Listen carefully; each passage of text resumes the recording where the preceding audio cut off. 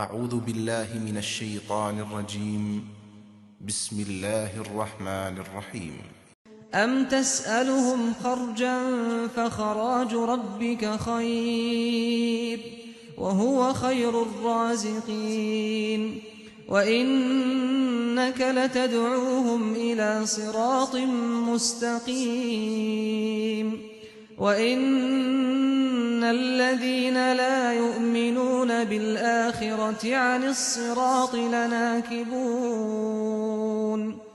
ولو رحمناهم وكشفنا ما بهم من ضر للجوا في طغيانهم يعمهون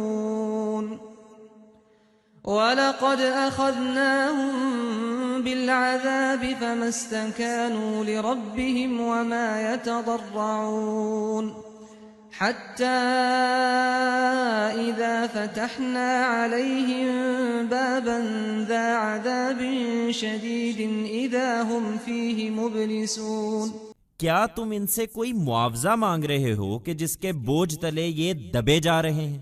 سو انہیں بتا دو کہ تمہارے پروردگار کا صلہ تمہارے لیے بہتر ہے اور وہ بہترین روزی دینے والا ہے۔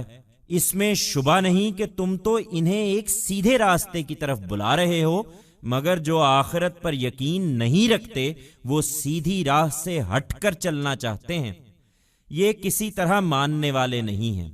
چنانچہ یہ حقیقت ہے کہ اگر ہم ان کو کسی آزمائش میں ڈالتے پھر ہم ان پر رحم کرتے اور ان کی تکلیف دور کر دیتے تو اپنی سرکشی میں لگے ہوئے یہ اسی طرح بھٹکتے رہتے۔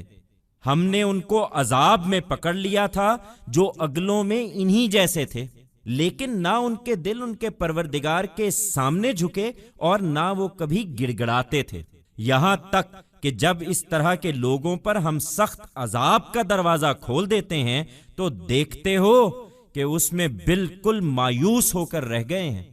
Are you asking for some payment from them, that its burden is weighing heavily on them?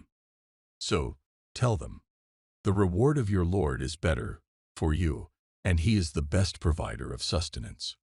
Without any doubt, you are calling them to a straight path. But those who do not believe in the hereafter want to walk aside from the straight path. They shall never believe whatsoever. Thus, in reality, if we had put them into a trial, then showed mercy to them, and eliminated their hardship, they would have wandered about like this in deep rebelliousness. We had seized those in torment who were like them among their predecessors, but neither did their hearts bow to their Lord, nor did they ever plead. Until when we open the door of a grave torment to such people, you see that they have totally lost hope therein.